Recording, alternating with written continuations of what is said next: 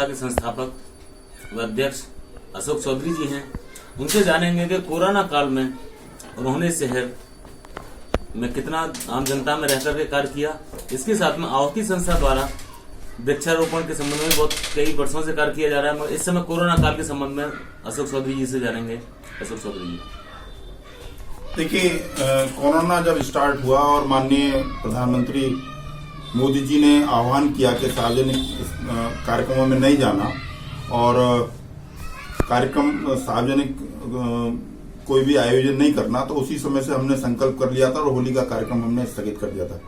लेकिन जब लॉकडाउन चालू हुआ, सबसे पहले जनता कर्फ्यू लगा, तो उसके तुरंत बाद हमने नगर निगम अलीगढ़ के नगर आयुक्त श्री सत्यप्रकाश जी पटेल के निवेदन पर अलीगढ़ के कुछ स्वास्थ्य कर्मियों को सम्मानित किया। ये हमारा प्राथमिक कार्य था कि जो अपनी जान हथेली पर रखकर कोरोना काल में सेवा कर रहे हैं जनता की, उनको हम सम्मानित करें।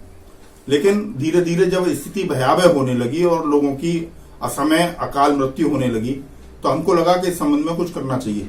तो भारत सरकार के आयुष मंत्रालय द्वारा जो होम्योपैथी की दवा सजेस्ट की गई थी आर्सेनिक एल्बम-30, उसको अलीगढ़ होम्योपैथिक एसोसिएशन के माध्यम से, उनके सहयोग से हमने अलीगढ़ में उसको बंटवाना प्रारंभ किया।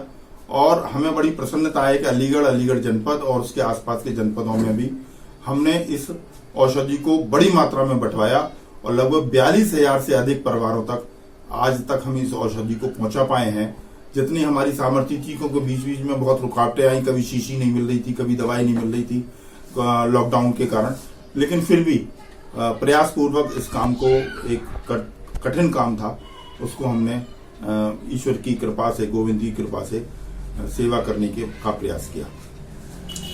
चौधरी साहब, आपने कोरोना काल में एक योद्धा के रूप में शहर में काम किया है। इस दवाई जो आपने बंटवाई, इसमें आपकी कितनी टीम लगी और आपको क्या क्या कठिनाइयों का सामना करना पड़ा?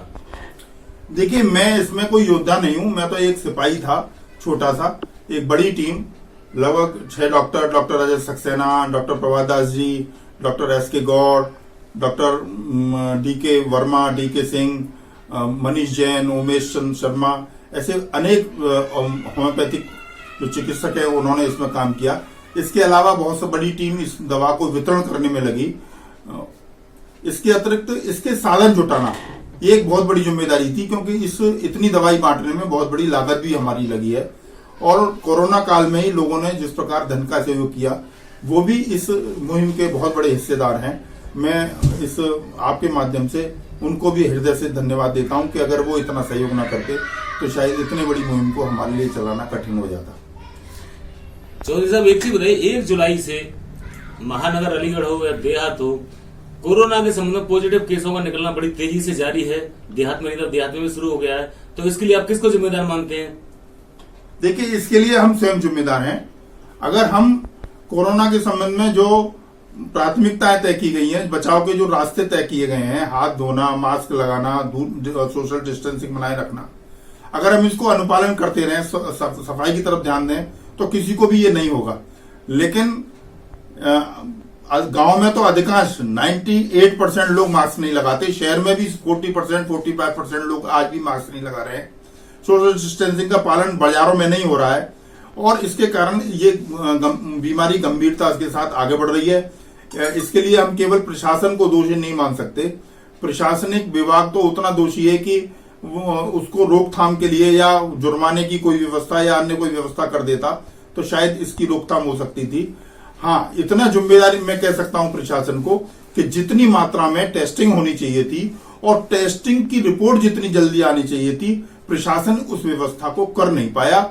इसके कारण से रिपोर्ट समय पर ना मिलने से और जल्दी ना मिलने के कारण ऐसे केसों में आशातीत मतलब वृद्धि हुई है, ये दुखद वृद्धि हुई है। मैं इसको बहुत अच्छा नहीं मानता। बहुत बहुत धन्यवाद। कैमरामैन तेग विशाल के साथ आरपी शर्मा, अलीगढ़।